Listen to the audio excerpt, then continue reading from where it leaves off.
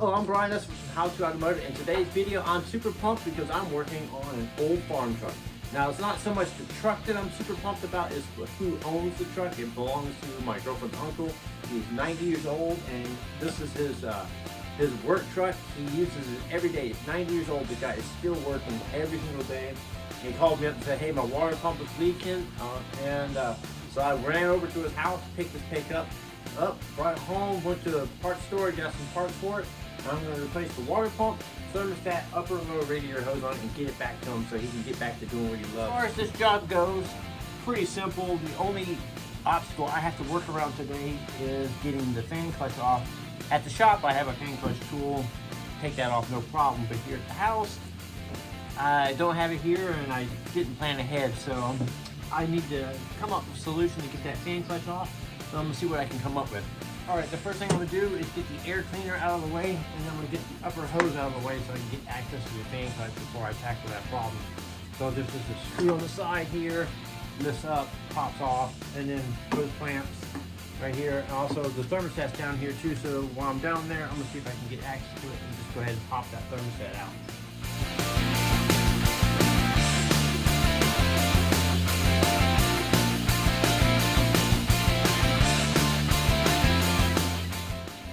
So I got the air cleaner out of the way, I got the upper hose unbolted, and I unbolted the thermostat here, but I can't get it out because I'm taking the whole housing and everything out.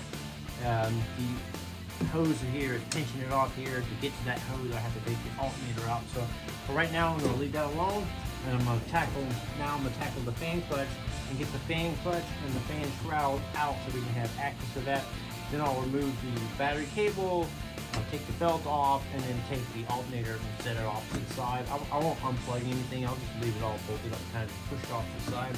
All right, so we're working on getting the fan clutch out. So normally you would use a fan clutch tool, an air hammer, and get it off. So what I got here is a pipe wrench and a regular hammer. So I got my pipe wrench on here, and I'm gonna give this a good whack and see if I can break this free here. If not, I do have an air hammer here, and I can put my air hammer on here and hit it and see if that'll pop it free. It does rotate counterclockwise on this vehicle here. Some vehicles, like a Chevy, I believe the fan clutch is a reverse threads. So this is regular threads. So we're just gonna see if we can get it where we can break it free.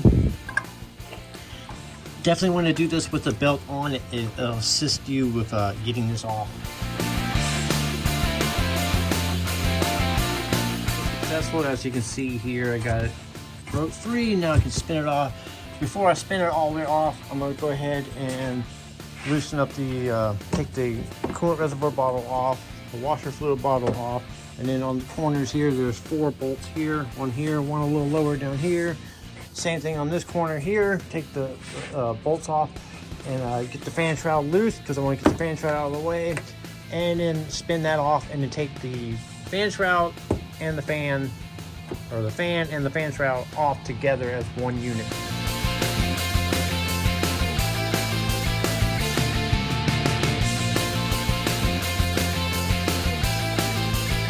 Now you can see there's room for days to get to the water pump, to get to everything we need to do. Next I'm going to do is get the belt off, disconnect the battery, and then work on getting the alternator out of the way so I can get to the thermostat, and then we'll take the water pump off.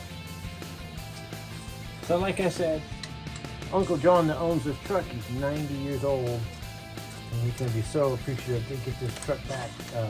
He lives out of this truck. He goes garage selling, and he's one of those American picker type guys. He goes around and finds people's trash and turns it into other people's treasure, and that's what he does for a living. He's done it all of his life, and so he uses this truck daily.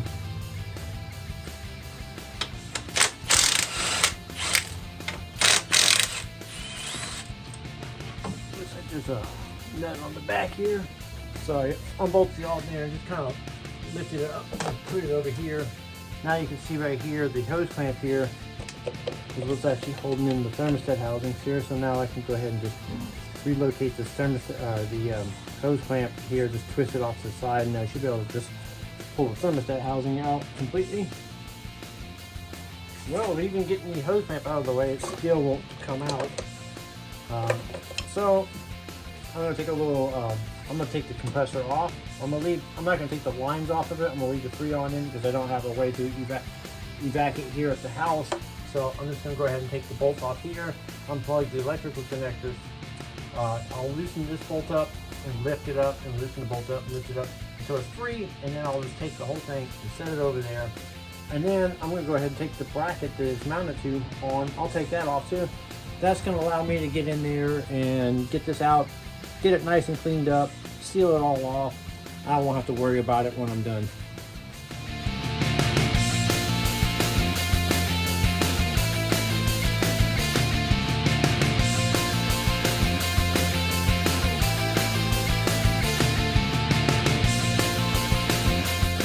So I got the compressor off and the bracket off. As you can see, now I got access to the thermostat here. We can get that nice and cleaned up.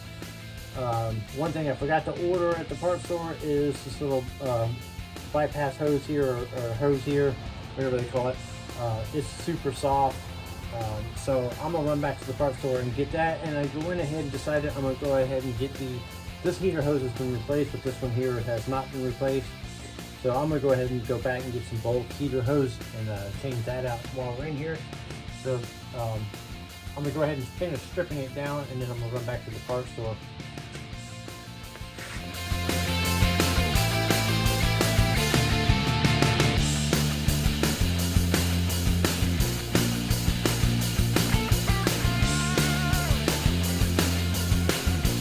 Got back from the parts store picking up the supplies I need. Before I tackle this and get this all cleaned up, or that's exactly what I'm going to do, is I'm going to clean this out. I'm going to use my pressure washer here, and I'm going to give this a good little pressure washing and wash everything off and get it nice and clean.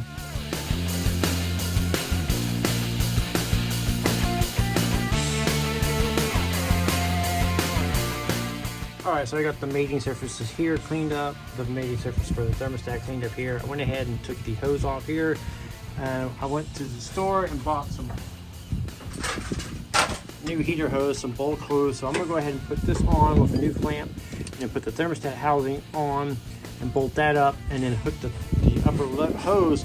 I'll leave it unhooked on this side here, but I'll hook it up over here. That way when I go, I just put my brackets, all that stuff on. I don't have to mess around with the hoses, all that's done.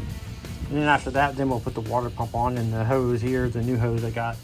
All right, so I went with a thermostat kit here. So it comes with a gasket, the thermostat, and the housing all as one. So it makes life nice and easy. I don't have to clean that up, don't have to worry about that. Nice, clean fit. Went ahead and put the heater hose on here, just bulk holes. It's kind of kinked right here because I had to route it behind the wire. Once I flip the alternator back over, and then it'll route around like this, and then I'll cut it to length. So I got too much now here, but so in a few minutes we'll get that situated. Right now we're going to bolt that up. All right, when it comes to gluing gaskets in place, what I like to use is the black 3M super weather adhesive here. I put a thin layer of it on whatever I'm working on. So right now I'm doing a water pump, and like I said, this is a paper gasket. It doesn't take very much. It's really tacky, so you just open it up, and what you're going to do is you're just going to put a thin, I mean really thin, it doesn't have to be thick at all, layer of your super adhesive gasket glue here. And I use the black. You can get it in yellow, but I like the black because when you're all done, if it squishes out, you don't see the black. It makes a cleaner install. So I just put a little bit on here, and I just let it tack up for a couple minutes. Once it's tacked up, then you go ahead and put your gasket on. Just let it kind of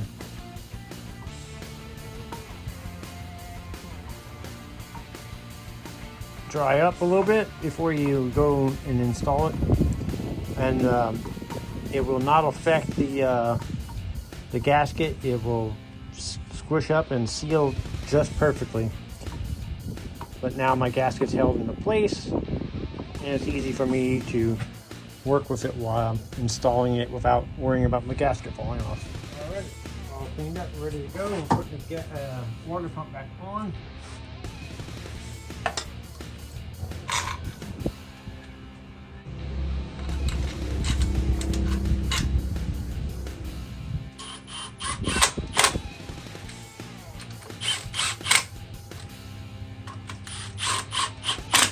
So now I'll put all the bolts in and I'll tighten these all down by hand.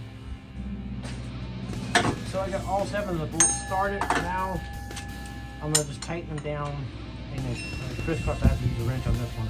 But I'm going to use a crisscross pattern, kind of like a star pattern like you would do your car tire. So I'm going to just snug them up. Snug them up. Snug them up. Next, I'm going to go ahead and tighten up the 2 hose clamps here, and then go ahead and swap out the lower radiator hose. So I'll put the new radiator hose on to the from the radiator to the water pump. Go ahead and tighten all that down and secure all that. All right, we got the lower hose ready to go and done. So now I'm going to work on the heater hose here. It has an O-ring on this pipe, so I'm going to swap it out. It's a new one. So I'm just going to pick this off, and I'm just going to clean this area up real quick, and then what I'll do is I'll put a little bit of silicone-based grease on the new seal, pop it into place, and then actually I'll probably hold off putting it on. But right now I'm just going to prep it because we're going to put the bracket on and the ear here bolts onto the bracket. So I'm going to leave it off until we get the bracket on. But for right now I'm going to go ahead and swap out this O-ring and clean this up a little bit. All right, we're going to put the bracket on here that holds the AC compressor and alternator on. So go ahead and put that into position. Bolt that up.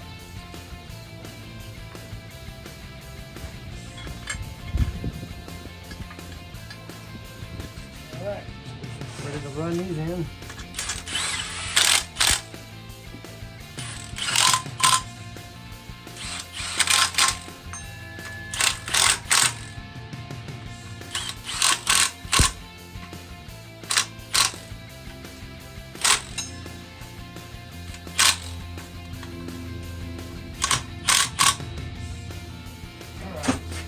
Now I got that bracket on, I'm going to go ahead and put this hose on here.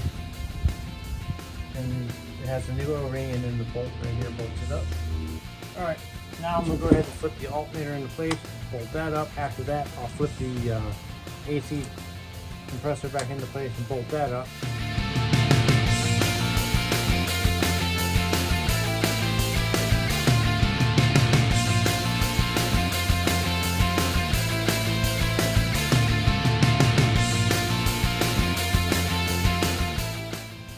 Alright, so got the alternator bolted back up. I got the little bracket here with the ground strap here.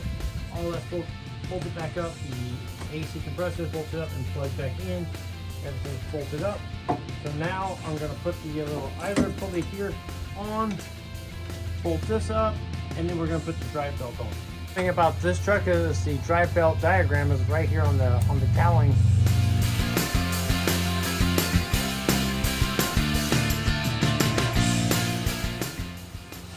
Well, that was a little frustrating. I had the wrong belt. I had to go back to the parts store. So now, back to it, round 2, see what happens. See if they gave me the right one this time. If they didn't, I'm going to be pissed. But as it is, they tried to charge me an additional $11 for this one, and I stood my ground and told them, no way, you know, my time is worth way more than that $11, and you should have looked it up or told me or gave me the option for the right belt in the first place. But they did not. I can tell this is going to be the right one already. Yes. So the water pump I ordered came with a new fan clutch, so I went ahead and put that on there. So now I'm going to go ahead and put the fan clutch and the fan shroud back on.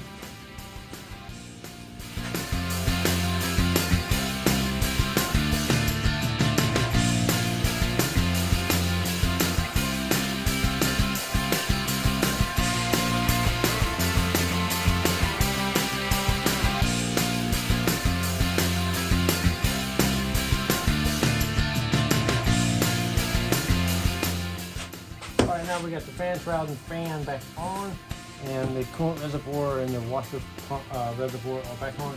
Now the heater hose just came up here. Now I need to address that. So here's the old one here. So I'm just going to follow it up and take it off. And basically, I'm gonna run this back there and then cut it to length and install it on the heater cord back there.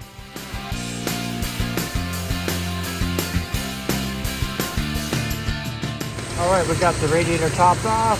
We got it running. We're gonna wait till the thermostat opens up, and we're just gonna double check for leaks. So where the heater hose goes in there, that's a possible leak area. Just make sure there's no leaks, and we're good to go. Thank you for hanging out with me while I fix Uncle John's truck. If you guys are working on a Ram 1500 and you want to do the same job, I will link up all the tools and the parts that I use in the description of this video. I'm Brian Olson from How to Automotive, and I'd like to thank you guys for watching.